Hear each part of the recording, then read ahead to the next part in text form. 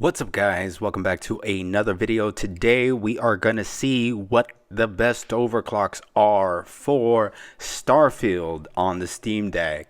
And right now what I'm doing is I'm putting everything back to stock settings and rebooting the SteamDeck. So our settings today is low. Our screen resolution is at 720p and it will be the same for all testing. Our fan is pegged at 5300 and we are rocking the Mark 7 backplate, and that's why our Steam Deck is running so damn cool. Our baseline is going to be here in the very first starport in the city. For our testing today, our resolution is going to be pegged at 720p and everything on low. Our FSR is turned off. In my opinion, the FSR looks worse than these low frames. With FSR on, it's super blurry in my opinion, and it's not a great experience whatsoever.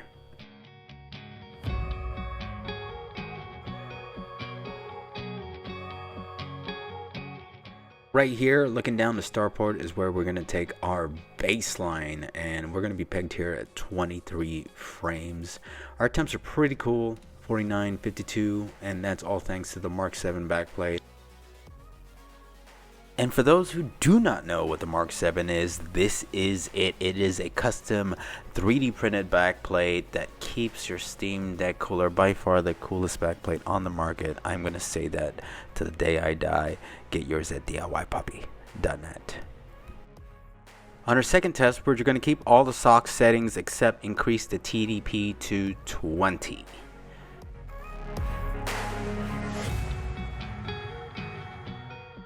With the 20 watt TDP, I can clearly see a difference in the game. It just seems a little bit smoother to me and a little bit less like Jello. And definitely when you're panning around looking left or right, it looks a lot better. Frame graph seems to be steadier in my opinion, less drops essentially.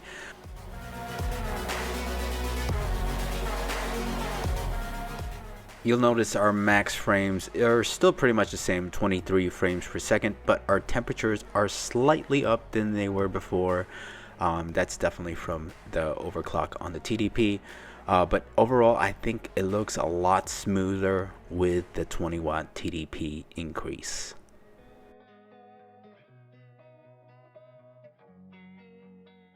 On our next test, we're going to keep the 20 watt TDP but increase the GPU to 2200. CPU is going to stay stock. And we have a huge improvement here, less frame drops, and we are sticking into the mid 20s and up during our rundown here. A lot easier, you can tell, because we're pulling 14, 15 watts on the GPU and boosting all the way to 1900. Everything was looking smoother, so much better. And we're just gonna hang out here, and we are sitting at 25 frames, so we increased by 2 frames, which is technically a 10% increase. On the next test, we're going to keep everything the same, except we're going to increase the TDP to 22. That means that the CPU is still at 3.5 and the GPU is at 2200. Pretty much looks identical to the prior test. Temperatures have gone up quite a bit, and that's because of the TDP overclock, and also you can see that we're pulling 16 watts this time on the GPU. At boosting to just under 2000 megahertz, and our frames are stuck at 25 like they were on the prior test. On this next test, we're going to go ahead and push the CPU to 3.9 gigahertz, keeping the GPUs the same at 22 with an increase in TDP to 24.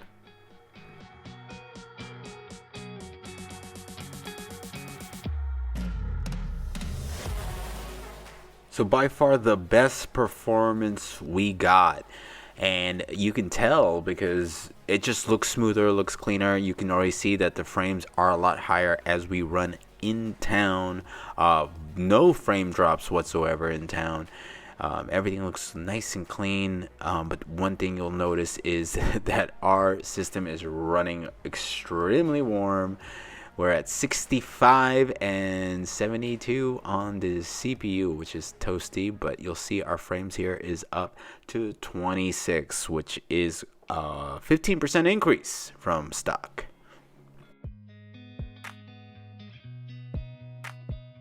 And for our next test, we're going to keep everything the same except the TDP. We're going to punch it to 26 watts, which is very hot. If you do not have an external cooler of any kind, I don't care if it's a JSOX, I don't care what it is, you're going to need one if you're pushing your SteamDeck to 26 watts on the APU.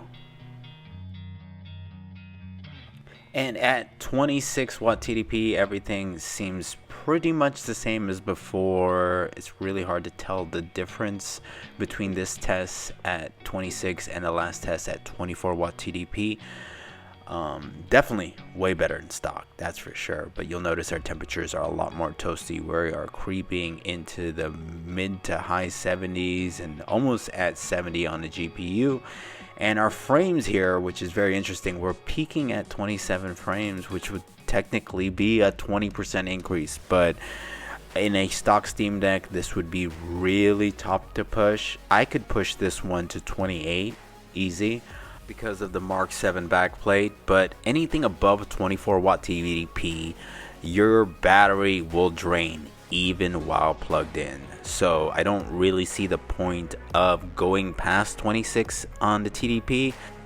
And after all that testing, the best overclocks for your Steam Deck while playing Starfield is a 21 watt TDP, CPU at 3.7 gigahertz, and a GPU at 2200 megahertz.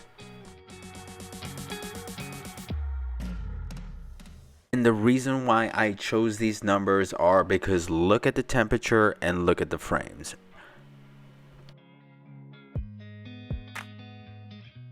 It is pretty close to what we had with the 26 watt TDP, but without the heat. It is running cooler with pretty much the same frames. That's why I am sticking to a 3.7 on the CPU, a 2200 on the GPU, which, to be honest, might be a little high. You could probably get away with a 2100 because you can see mine barely goes above 2000 megahertz.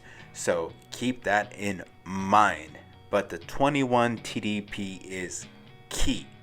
So if you want to do this with your Steam Deck, you must get an external cooler of some type.